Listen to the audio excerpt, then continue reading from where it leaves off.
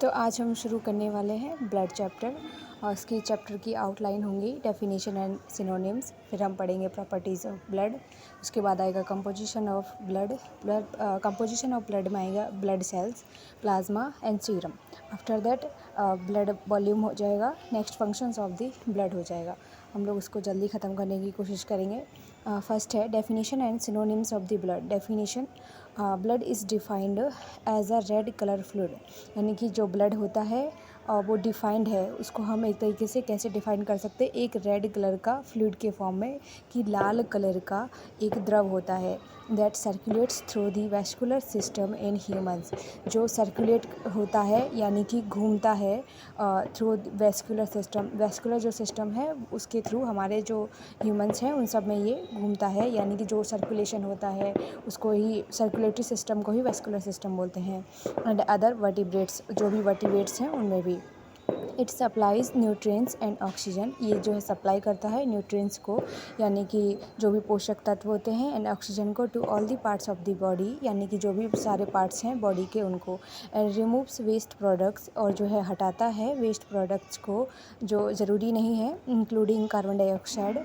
इसमें carbon dioxide आता है from different parts of the body, यानी कि अलग अलग जो पार्ट्स हैं बॉडी के उसमें से ये CO2 को, जैसे वेस्ट जो प्रोडक्ट्स हैं उनको हटा देगा, ऑक्सीजन को सप्लाई करेगा, न्यूट्रिएंट्स को सप्लाई करेगा। एंड नेक्स्ट हम इसका पढ़ने वाले हैं proper synonyms of the blood of connective tissue. First आता है फ्लूइड ऑफ कनेक्टिव टिश्यू, यानी कि कनेक्टिव टिश्यू का द्रव। Because it has all properties of connective tissue, क्योंकि ये जो है वो जो भी कनेक्टिव टिश्यू की प्रॉपर्टीज़ हैं उसको ये कैरी करता है। बिकॉज मीजोडर्मल इन ओरिजिन, जैसे कि कनेक्टिव जो टिश्यू होता है उसका जो ओरिजिन होता है मीजोडर्मल लेयर जो होती है उससे होता है। तो सेम एज इट इज़ ये जो ब्लड है उस जो फ्लूइड है वो भी मीजोडर्मल इन ओरिजिन होता है, यानी कि ये भी उस वहाँ से उत्पन्न होता है। नेक्स्ट होता है connects various parts of the body which each other. Connective tissue क्यों बोलते हैं, क्योंकि कनेक्टिव टिश्यू मतलब कनेक्ट जो भी सारा बॉडी के जो भी पार्ट्स हैं उनको कनेक्ट करने का काम करना। ऐसे ही सेम ही फ्लूइड भी जहाँ जहाँ बॉडी पार्ट्स होंगे वहाँ भी फ्लूइड जाएगा। तो कनेक्ट्स वेरियस, यानी कि सारे अलग अलग जो भी पार्ट्स ऑफ द बॉडी, यानी कि बॉडी के जो भी पार्ट्स हैं उनको एक दूसरे से ये कनेक्ट करने का काम कर। Has all the components of connective tissue, और जो कनेक्टिव टिश्यू कंपोनेंट्स रखता है जैसे कि सेल्स हो गए हैं, फाइब्रस हो गया है, फाइबर्स हो गया है, मैट्रिक्स, वो भी ये फाइबर फ्लूइड भी कंटेन करता है। नेक्स्ट आता है फ्लूइड ऑफ लाइफ। सेकेंड, ये जो है सारे सिनोनिम्स है। सिनोनिम्स का मतलब होता है कि उसको हम दूसरा क्या नाम दे सकते हैं। बिकॉज इट ट्रांसपोर्ट, ये ट्रांसपोर्ट करेगा ऑक्सीजन को from lungs to all the parts of the body, यानी कि जो लंग्स है उससे ऑक्सीजन जो है निकलेगी और वो सारी बॉडी के पार्ट्स हैं उनको जाएगी। वो कौन करेगा, ये जो अपना ब्लड है उसके थ्रू जाएगा। इन कार्बन डाइऑक्साइड है उसको पूरी जो बॉडी है उससे निकाल करके ये लंग्स तक वापस ले जाएगा प्यूरिफिकेशन के लिए। नेक्स्ट आता है fluid of growth. Because it carries nutritive substances, यानी कि ये कैरी करता है, यानी कि ले जाता है न्यूट्रिटिव सब्सटेंसेज, जो भी पोषक तत्व होते हैं उन सबको फ्रॉम द डाइजेस्टिव सिस्टम, यानी कि डाइजेस्टिव जो सिस्टम है हमारा उससे ये न्यूट्रिशंस जो भी सब्सटेंस है उनको ले जाएगा।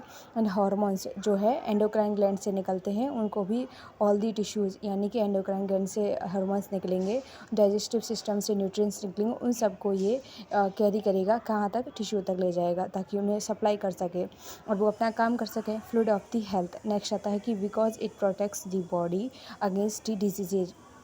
अब ये क्या करता है, क्योंकि इसको हम फ्लूइड ऑफ हेल्थ इसलिए बोलते हैं क्योंकि ये बॉडी को किससे प्रोटेक्ट कर रहा है, डिजीज़ से। And gets rid of the waste products, और क्या करेगा, जो भी वेस्ट प्रोडक्ट्स हैं उनको बाहर निकाल रहा है। And unwanted substances by transporting them to excretory organ such as kidneys, यानी कि जैसे किडनी है, लीवर, इन सबको हमारा जो भी एक्सक्रीटरी जो सिस्टम है उसको ये प्रोवाइड करेगा, जो भी हमें अनवांटेड, यानी कि जो अपनी बॉडी को नहीं चाहिए उन सबको ये वापस उनको जो भी ऑर्गन्स हैं उनको देगा और निकाल देगा। ये होगा स्पेसिफिक ग्रेविटी। नेक्स्ट आता है कि स्पेसिफिक ग्रेविटी क्या होती है। स्पेसिफिक ग्रेविटी टोटल ब्लड की हो जाएगी 1.052 से 1.061 हो जाएगी। स्पेसिफिक ग्रेविटी ब्लड सेल्स की हो जाएगी 1.092 से 1.101, और जो प्लाज्मा है उसकी हो जाएगी 1.022 से 1. टू 1.026। नेक्स्ट आते हम इसकी प्रॉपर्टीज़ ऑफ ब्लड, यानी कि इसकी प्रॉपर्टीज़ क्या होंगी। फर्स्ट आता है कलर। कलर में आएगा कि blood is red in colour, क्योंकि ब्लड जो कैसा होता है, लाल होता है। Arterial blood is scarlet red और because of more oxygen content. Arterial जो ब्लड होता है, यानी कि जो दो होती है हमारी, एक आर्टरी होती है, एक वेन होती है। आर्टरी मतलब धमनी, वेन मीन्स सिरा जिसको बोलते हैं। आर्ट्रियल जो ब्लड होती है वो क्या होता है, ज़्यादा रेड होता है। उसका रीज़न होता है क्योंकि उसमें ऑक्सीजन का कंटेंट बहुत ज़्यादा होता है। वीनस का जो ब्लड होता है वो पर्पल रेड होता है, purple. Next because of more carbon dioxide content, उसका बोल सकते हो हल्का नीला भी बोल सकते हैं, क्योंकि उसमें कार्बन डाइऑक्साइड जो है ब्लू कलर देता है जहाँ भी उसके एक्सेस हो जाता है। नेक्स्ट आता है volume.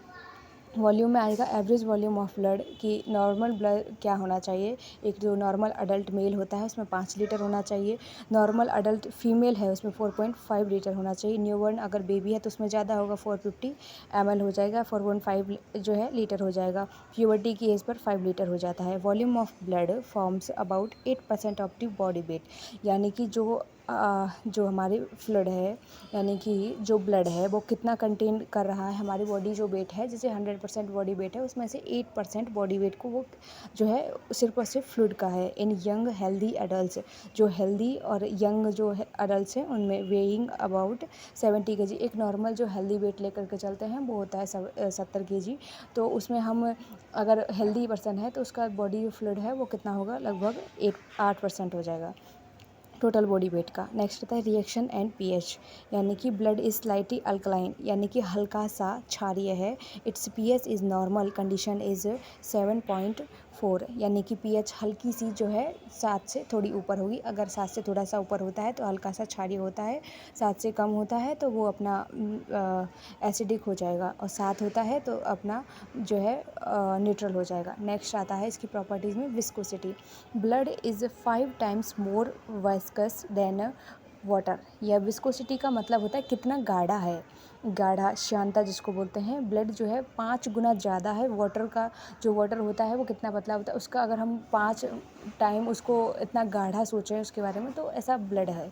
It is mainly due to red blood cells and plasma protein, क्योंकि जैसे वाटर में तो कोई इतना आरबीसी डब्ल्यूबीसी प्लाज्मा का कंटेंट नहीं होता है, लेकिन जो ब्लड है उसमें बहुत सारी चीज़ें होती हैं। आरबीसी है, डब्ल्यूबीसी है, प्लेटलेट्स है, प्रोटीन्स है, बहुत सारी चीज़ें होती हैं, तो इस वजह से ये थोड़ा गाढ़ा होता है। नेक्स्ट आता है कंपोजिशन ऑफ ब्लड, यानी कि ब्लड में है क्या। नेक्स्ट आता है blood consist of blood cells, यानी कि ब्लड जो है ब्लड सेल्स को रखता है।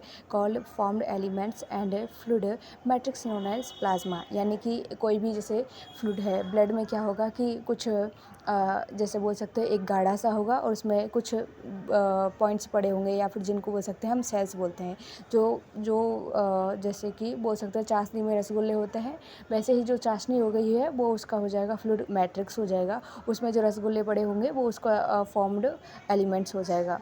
और जो फ्लूइड मैट्रिक्स है इसको उसको बोलते हैं प्लाज्मा सेल्स। और जो फॉर्म्ड एलिमेंट्स हैं उसमें आती है हमारी blood cells, WBC, RBC, platelets. Next आता है ब्लड सेल्स। ब्लड सेल्स में 3 टाइप्स हो जाएंगे, यानी कि blood has 3 types of the cells. 3 type की जो है सेल्स हो जाएंगी। फर्स्ट हो जाएगी रेड ब्लड सेल्स, जिसको हम एरिथ्रोसाइट्स भी बोलते हैं। एरिथ्रोसाइट इसलिए बोलते हैं, एरिथ्रो मतलब होता है रेड, साइट्स मतलब होता है फॉर्मेशन करने वाली, यानी कि जो रेड कलर का फॉर्म करने वाली है उनको एरिथ्रोसाइट्स बोलते हैं। White blood cells leukocytes same as it is. Platelets और थ्रोम्बोसाइट, थ्रोम्बो मीन्स होता है क्लॉट बनाना, थक्का बनाना, और इस वजह से इसको हम थ्रोम्बोसाइट्स भी बोलते हैं, क्योंकि इसमें थ्रोम्बिन क्लोटिंग में हेल्प करता है। नेक्स्ट आता है हीमेटोक्रिट वैल्यू और पैक्ड सेल वैल्यूम। नेक्स्ट आता है हीमेटोक्रिट और पैक्ड सेल वैल्यूम, यानी कि PCV is the volume of RBCs. ये वॉल्यूम है किसका, आरबीसी का, in blood expressed in percentage. अगर हम आरबीसी को ब्लड में सिर्फ और सिर्फ पूरा कंप्लीट ब्लड है, उसमें आरबीसी भी डब्ल्यूबीसी है, सारे हैं, लेकिन हम पर्टिकुलर सिर्फ और सिर्फ आरबीसी का परसेंटेज अगर ब्लड में देखें तो उसको हम पीसीवी वॉल्यूम बोलते हैं या फिर हीमेटोक्रिट बोलते हैं। नेक्स्ट आता है इट्स नॉर्मल जो वैल्यू है 45% होती है when blood is collected in A haematocrit tube along with a suitable anticoagulant. When blood is collected, जब हम ब्लड को कलेक्ट करते हैं इन ए हेमाटोक्रिट ट्यूब, एक हेमाटोक्रिट जो है ट्यूब होती है इसको कलेक्ट करने के लिए, अलॉन्ग विद आ सूटेबल, साथ ही में क्या करते हैं सूटेबल एंटीकोगुलेंट, यानी कि थक्का ना बने इसके लिए हम एंटीकोगुलेंट डालते हैं थक्का नहीं बनने के लिए। एंड जो है centrifuged for 30 minutes at a speed of 3000 revolutions per minute, यानी कि उसको हम 30 मिनट्स के लिए रख देते हैं, उसकी स्पीड है 3000 revolution per minute. The red blood cells settle down, उसमें उसमें सुटेबल एंटीकोगुलेंट डालते हैं ताकि वो थक्का जमने का काम करे, और उसके लिए हम 30 मिनट्स वेट करते हैं। उसकी जो स्पीड होती है वो 3000 रिवॉल्यूशन पर मिनट होती है।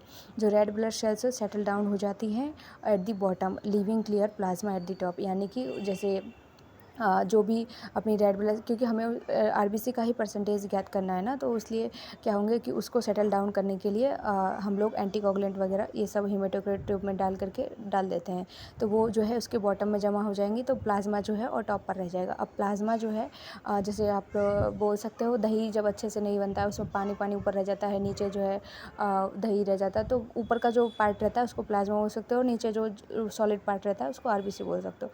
प्लाज्मा फॉर्म्स 55%, यानी कि प्लाज्मा 55% बनाता है, आरबीसी जो है उसका 45% बनाता है टोटल जो अपना ब्लड है उसका। In between plasma and red blood cells, जो प्लाज्मा है और जो आरबीसी है उसके बीच में a thin layer of white puffy coat is present. White puffy जो है कोट, यानी कि एक तरीके का कोट जिसको बोलते हैं लेयर टाइप में बन जाता है। This white puffy coat is formed by the aggregation of white blood cells and platelets. ये जो सफ़ेद पफ़ी जो कोट बनता है ये बनता है एग्रीगेशन, यानी कि जुड़ने से, वाइट ब्लड सेल्स और प्लेटलेट्स जहाँ पर जमा हो जाते हैं उनके जमा होने से ये बन जाता है। नेक्स्ट आता है plasma. Plasma is a straw coloured clear liquid part of the blood, यानी कि एक स्ट्रो कलर का होता है, हल्का सा पीला भी बोल सकते हो, क्लियर लिक्विड यानी कि क्लियर है एकदम, इसमें कोई ऐसा कंटेंट नहीं होता है, पार्ट ऑफ द ब्लड है।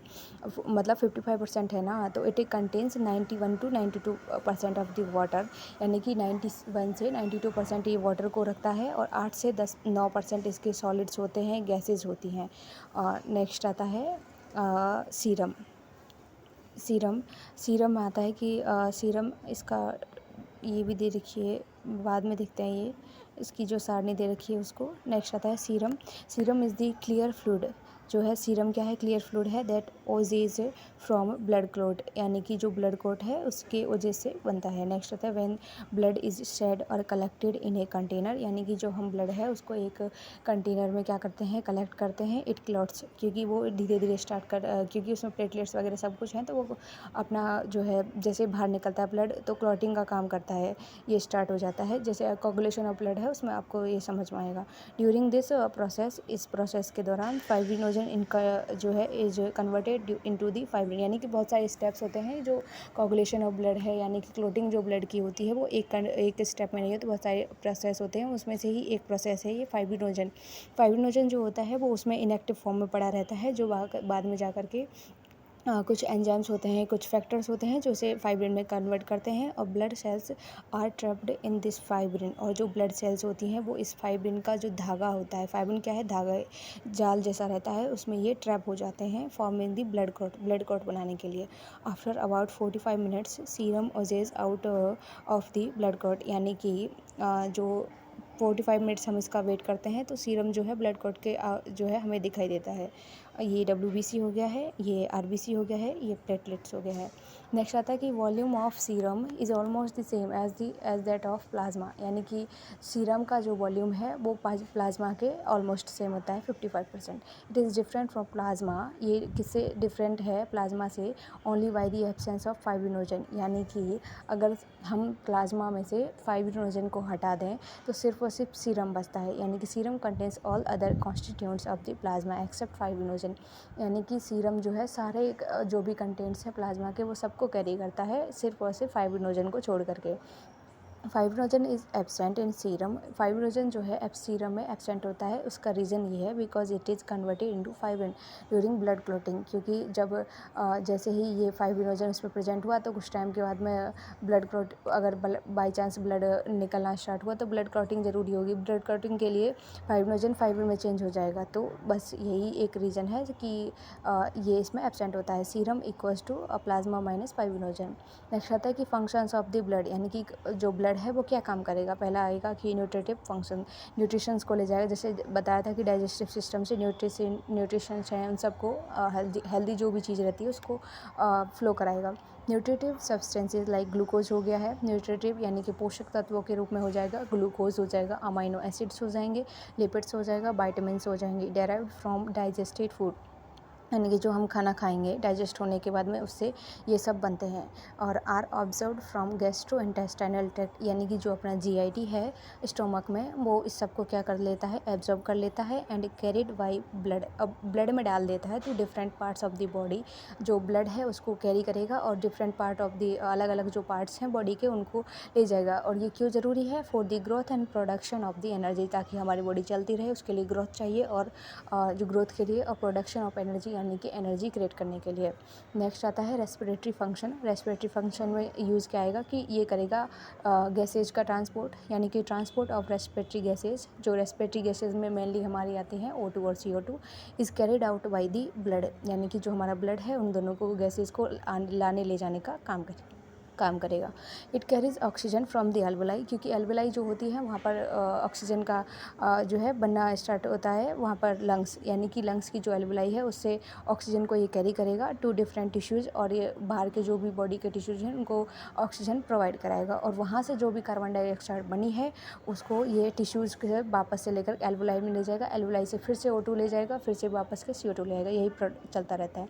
नेक्स्ट आता है एक्सक्रीटिव फंक्शन, यानी कि वेस्ट जो प्रोडक्ट्स होते हैं फॉर्म्ड इन दी टिश्यूज़, जो प्रोडक्ट्स टिश्यूज़ में फॉर्म हुए हैं ड्यूरिंग वेरियस मेटाबॉलिक एक्टिविटी, जब हमारी बॉडी काम करती है उसमें मेटाबॉलिक रिएक्शंस होती रहती हैं तो उस टाइम पे कुछ बेस्ट प्रोडक्ट्स भी बनते हैं, कुछ अच्छे प्रोडक्ट्स भी बनते हैं। अच्छे प्रोडक्ट्स को जो है ब्लड के थ्रू सब जितने भी ऑर्गन्स हैं उन तक पहुँचा दिया जाता है। बेस्ट जो प्रोडक्ट्स होते हैं उनको वापस, जैसे हमारी किडनी लिवर है इन सब को ये क्या करते हैं, उनको फ़िल्टर करने का काम करके उनको बाहर बॉडी से निकालने का काम करते हैं, तो उनको पहुंचा दिया जाता है। Activities are removed by blood के थ्रू, यानी कि जैसे कुछ भी मतलब कुछ भी जैसे हार्मोन्स भी होते हैं ये सब जो भी है उनको ब्लड में डाल देते हैं। ब्लड, क्योंकि ब्लड हर जगह जा रहा है, ब्लड हर जगह जा रहा है तो ब्लड से जो चीज़ चाहिए वो ले लेते हैं जिस ऑर्गन को चाहिए, और जो ब्लड को जो चीज़ नहीं चाहिए उसको ब्लड में वापस डाल देते हैं।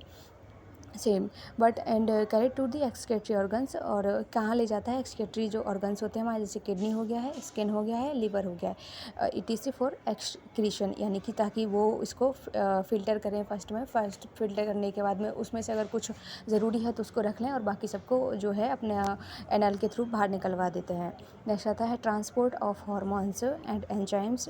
Hormones which are secreted by endocrine glands, यानी कि जो एंडोक्राइन जो ग्लैंड्स होती हैं हमारी एंडोक्राइन जो ग्लैंड्स हैं वो उस क्या करती है, हार्मोन सीक्रेट करती है। हार्मोन सीक्रेट करने के बाद में वो उनको, क्योंकि उनके पास कोई जो है ट्यूब्स नहीं है, मतलब वो विदाउट जो है क्या बोलते हैं ट्यूबलेस ग्लैंड्स बोलते हैं इनको, तो उनके पास ट्यूब नहीं है तो वो क्या करेंगे, उसको उन तक पहुंचाना है, पहुंचाने के लिए किसी ऑर्गन तक पहुंचाना है तो हमें क्या करना है कि वो ये क्या करता है कि हार्मोन्स को उसमें ब्लड में डाल देता है, release directly into the blood में डाल देता है। ब्लड जो है ट्रांसपोर्ट करेगा, blood transport the hormones to their target organs और टिश्यूज़, यानी कि जहाँ जिस जगह जा कर के उनको काम करना है वहाँ जा कर के वो ब्लड उनको पहुँचा देगा। ब्लड ऑल्सो ट्रांसपोर्ट एंजाइम्स, अगर एंजाइम्स होंगे, क्योंकि एंजाइम्स एक्सोक्राइन ग्लैंड्स जो होते हैं, जैसे कि हमारा सलाइवरी ग्लैंड हो गई है और ये उससे जो है सलाइवा निकलेगा तो वो अपना काम करने के लिए उसको भी ब्लड में डाल देते हैं, वो भी अपना ट्रांसपोर्ट का काम करके ब्लड उसको पहुँचा देता है। Regulation of water balance first. Next आता है blood helps in the regulation of water content of the body, क्योंकि प्लाज्मा में जो है अपने 91 से 92% होता है, तो अगर जो है ब्लड वाटर जो हम कंज्यूम करते हैं मतलब जो पीते हैं वाटर, उसको ब्लड के थ्रू ही क्या किया जाता है, पूरी बॉडी में सेम कंटेंट में जहाँ जितनी ज़रूरत होती है वहाँ फैला दिया जाता है। नेक्स्ट आता है regulation of acid base balance, क्योंकि हमारा जो ब्लड है वो एक बफर विलियन का काम करता है। यानी कि ना ही ज़्यादा एसिडिक होना चाहिए और ना ही जो है ज़्यादा अल्कलाइन होना चाहिए, नहीं तो बॉडी को प्रॉब्लम होगी। तो ये उस बीच की कंडीशन को हम लोग बफर बोलते हैं। नेक्स्ट आता है प्लाज्मा प्रोटीन्स, यानी कि जो फाइब्रिनोजन है, फाइब्रिन है, प्रोथ्रोम्बिन है, ये सब जो है प्लाज्मा प्रोटीन्स हैं। और हीमोग्लोबिन जो कि एक अपना आरबीसी जो है उसमें कलर देने का काम करता है। एक्ट एज बफर्स, ये क्या करेंगे, बफर का काम करेंगे। And help in the regulation of the acid base balance, यानी कि एसिड बेस एकदम न्यूट्रल रखने का काम करते हैं, ताकि किसी भी ऑर्गन को अगर काम करने में, क्योंकि हमारी बॉडी न्यूट्रल स्टेट में ही काम कर, ज़्यादा एसिडिक हो जाएगा तो ऑर्गन्स जल जाएंगे, ज़्यादा बेसिक हो जाएगा तब इशू होगा। इसलिए वो एसिड बेस जो बैलेंस है उसको रेगुलेट करने का काम करता है। नेक्स्ट आता है रेगुलेशन ऑफ बॉडी टेम्परेचर, कि बॉडी टेम्परेचर को कैसे रेगुलेट करते हैं। Because of its high specific heat, ज़्यादा हीट है, blood is responsible for the maintaining the thermo regulatory mechanism in the जो है बॉडी। जैसे आप वाटर को कभी जो है ऐसा उसमें हाथ रख के देखिए, बहुत टाइम तक हीट जैसा फील होने लग जाता है, तो same as it is blood भी ऐसा ही होता है।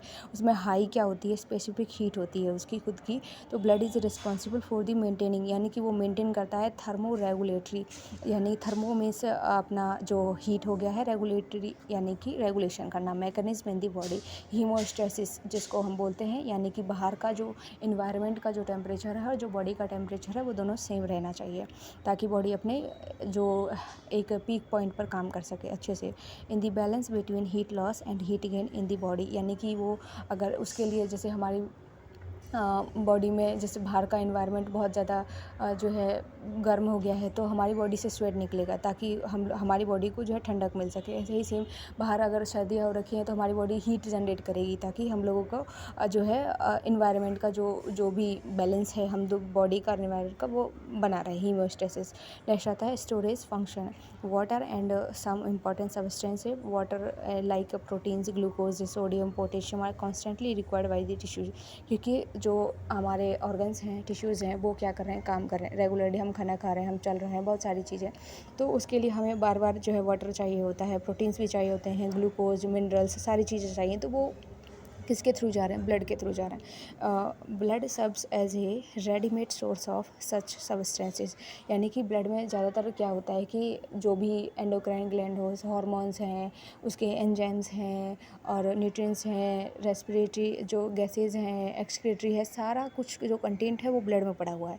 तो ऑलरेडी जो ब्लड है, अगर हम ब्लड को निकाल के उसमें चेक करें तो हमें सारी चीज़ें मिल सकती है, यानी कि रेडीमेड सोर्स ऑलरेडी बना हुआ है सच सब्सटेंसेस।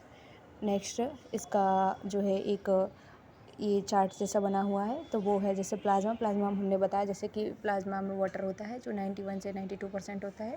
नेक्स्ट इसमें आते हैं 88 to 9%, जिसमें सॉलिड और गैसेज आते हैं। अब इन सॉलिड जो है उसमें गैसेज में आती है हमारी ऑक्सीजन, कार्बन डाइऑक्साइड और नाइट्रोजन। ऑर्गेनिक सब्सटेंसेस जो सॉलिड हैं उसमें आते हैं ऑर्गेनिक सब्सटेंसेस और इनऑर्गेनिक। ऑर्गेनिक में आते हैं हमारे प्लाज्मा प्रोटीन, एल्बुमिन, ग्लोबिन और फाइब्रिनोजन। और फिर अमाइनो एसिड में आते हैं एसेंशियल अमाइनो एसिड और non essential amino acid. Essential amino acids वो होते हैं जो आवश्यक होते हैं, एसेंशियल मीन्स आवश्यक, ज़रूरी, जो हमारी बॉडी को चाहिए। अब वो ज़रूरी है तो हमें बाहर से लेने होंगे। नॉन एसेंशियल मतलब होता है हमारी बॉडी में ऑलरेडी बन रहे हैं, ये होता है। तो नेक्स्ट आता है कार्बोहाइड्रेट्स। कार्बोहाइड्रेट मेनली हमारा ग्लूकोज जो इंस्टेंट सोर्स ऑफ एनर्जी होता है। फैट्स है, फैट्स में आ जाता है ट्राइग्लिसराइड्स, फॉस्फो जो है लिपिड्स है, कोलेस्ट्रॉल है। नेक्स्ट उसमें आता है इंटरनल सिक्रेशन, जैसे कि हार्मोन्स हो गए हैं, एंजाइम्स हैं, एमाइलेज आ गया है, कार्बोनिक एनहाइड्रेज है, एसिड फॉस्फेटेज है, अल्कलाइन फॉस्फेटेज है, लाइपेज है, एस्ट्रेज है, प्रोटीज है, ट्रांसमिनेजेज। ये डाइजेस्टिव सिस्टम में मेनली काम करेंगे, उनको तोड़ करके जो है ताकि एब्जॉर्प्शन अच्छे से हो सके। नेक्स्ट आता है नॉन इनऑर्गेनिक सब्सटेंसेस। उसमें आता है हमारे जितने भी ज़्यादा मिनरल्स का आता है, sodium, calcium, potassium, magnesium, bicarbonate है, क्लोराइड है, फॉस्फेट है, आयोडीन है, आयरन है, कॉपर है। नेक्स्ट आता है नॉन प्रोटीन नाइट्रोजिनस सब्सटेंसेस। उसमें अमोनिया आ जाएगा, क्रिएटिनिन है, जेंथिन है, हाइपोजेंथिन है, यूरिया है, यूरिक एसिड है, और लास्ट में आता है एंटीबॉडी। ये कंपोजिशन है वो भी किसका, प्लाज्मा का। अब normal value of some important substances in blood, उसमें आता है हमारे जैसे कि फास्टिंग ग्लूकोज है 70 to 100 मिलीग्राम पर DL है, क्रिएटिनिन 0.5 से 1.5 है, यूरिया का 15 से 40 है, कोलेस्ट्रॉल का अप टू 100 यानी कि 100 से ऊपर होगा। नेक्स्ट प्लाज्मा प्रोटीन का 6.4 से 8.3 है। इनके जो भी पीछे वाली यूनिट्स है वो भी याद रखनी है। और नेक्स्ट आता है बिलीरूबिन का वैल्यू भी याद रखनी है, 0.5 से 1.5 आयरन का है, 50 से 150, कॉपर का 100 to 100, कैल्शियम का 9 to 11 और 4.5 to 5.5, सोडियम का 135 to 145, पोटेशियम का 3.5 से 5 हो जाएगा, मैग्नीशियम का 1.5 से 2 हो जाएगा, क्लोराइड का 100 to 110 हो जाएगा। बाइकार्बोनेट की बात करें तो 22 से 26 हो जाएगा। नेक्स्ट इसमें था जो लास्ट वाला ये वाला हम पार्ट पढ़ रहे थे, क्या स्टोरेज जो है फंक्शन स्टोर करने का, तो उसमें ही है कि अब वो जो substance are taken from blood during conditions like starvation, fluid loss और इलेक्ट्रो जो है लाइट लॉस, यानी कि वो क्या कर रहा है, जैसे हमने देखा कि ब्लड क्या कर रहा है, स्टोरेज फंक्शन का काम कर रहा है, यानी कि रेडीमेड सोर्स है। बहुत सारी जो ब्लड में से एंजाइम्स हैं, न्यूट्रिएंट्स हैं, जब ज़रूरत होती है बॉडी को वो ले लेती है। तो यही बात ये बोल रहा है कि ब्लड ड्यूरिंग कंडीशन, जैसे हमें बहुत स्टार फास्टिंग चल रही है हम लोगों की, तो फास्टिंग की क्या है, हम लोग कुछ नहीं खा रहे, तो हमारी बॉडी कहाँ से यूज़ करेगी, ऑलरेडी जो पड़ा हुआ है उसी को यूज़ करती है, तो वो स्टोर का भी काम करता है। जैसे फ्लूइड लॉस हो गया, जैसे ब्लड बाई चांस कट हो गया तो उसे निकल गया है, तो उसको वापस रिकवरी करना, इलेक्ट्रोलाइट्स की लॉस होता है तो प्लाज्मा बड़े होते हैं, इन सबको वापस से ही रिस्टोर करना, ये सब ब्लड के थ्रू हो पाता है। नेक्स्ट आता है कि डिफेंसिव जो है फंक्शन, लास्ट फंक्शन आता है डिफेंसिव फंक्शन। डिफेंसिव फंक्शन में क्योंकि ये काम कैसे करेगा, WBC के थ्रू, यानी कि body plays a important role, blood जो है वो एक प्लेज इम्पॉर्टेंट रोल है, यानी कि एक महत्वपूर्ण भूमिका निभाता है in the defence of the body, यानी कि जो डिफेंस है लड़ने का ऑफ द बॉडी के जो लड़ने का जो काम है उसमें ये हेल्प करेगा। कैसे करेगा, the white blood cells are responsible, जो WBC होती हैं वो इसके लिए मेनली रिस्पॉन्सिबल होती हैं फॉर दिस फंक्शन। उसमें आता है न्यूट्रोफिल्स और मोनोसाइट्स। न्यूट्रोफिल्स और मोनोसाइट ये क्या करती हैं, फैगोसाइटिस का काम करती है। फैगो मीन्स होता है खाना, साइटोसिस खा जाना, मतलब उसको कोई भी जो भी है इंगल्फ, मतलब कि उसको निगल जाना, दी बैक्टीरिया बाई फैगोसाइटिस, यानी कि किसी भी बैक्टीरिया वायरस जो भी आया है उसको इन्वेडिंग और ऑर्गेनिज्म है, आउटसाइडर है, उसको पहचानना, WBC पहचानती है। उसको पहचानने के बाद में लगता है कि अगर बॉडी के लिए सही नहीं है तो उसको क्या करते हैं, इनगल्फ कर जाते हैं, खा जाती हैं, और इस जो फंक्शन है, मतलब ये जो प्रोसेसेस को बोलते हैं फैगोसाइटोसिस। और lymphocytes are involve in the development of immunity, जो अपनी इम्यूनिटी का मेन जो पार्ट है वो है लिम्फोसाइट्स, यानी कि लिम्फ का जो फॉर्मेशन करने वाली सेल्स होती हैं उनको लिम्फोसाइट्स बोलते हैं, are involve in the development, यानी कि इम्यूनिटी के लिए लिम्फ बहुत ज़्यादा ज़रूरी है। नेक्स्ट आता है ईओसिनोफिल्स आर जो है रिस्पॉन्सिबल फॉर डिटॉक्सिफिकेशन, यानी कि ईओसिनोफिल्स जो अपनी एलर्जी में भी हेल्प करती हैं, ये किसके लिए रिस्पॉन्सिबल हो जाएंगे, डिटॉक्सिफिकेशन के लिए। डिटॉक्सिफिकेशन, टॉक्सिक जो चीज़ है उसको क्या करना, सही से मतलब अपनी बॉडी से निकाल देना, डिटॉक्स कर देना, अपनी बॉडी से निकाल देना, टॉक्सिक चीज़ को अपने से दूर कर देना, ये होता है डिटॉक्सिफिकेशन। और नेक्स्ट आता है disintegration and removal of foreign जो है प्रोटीन्स, यानी कि अपनी बॉडी को क्लीन करके रखना एकदम। अगर अपनी बॉडी में कोई भी invading foreign particles, foreign proteins कुछ भी आए हैं तो उसको अपनी बॉडी से निकाल देना, यही सब काम में WBC हेल्प करती है। I think chapter completed.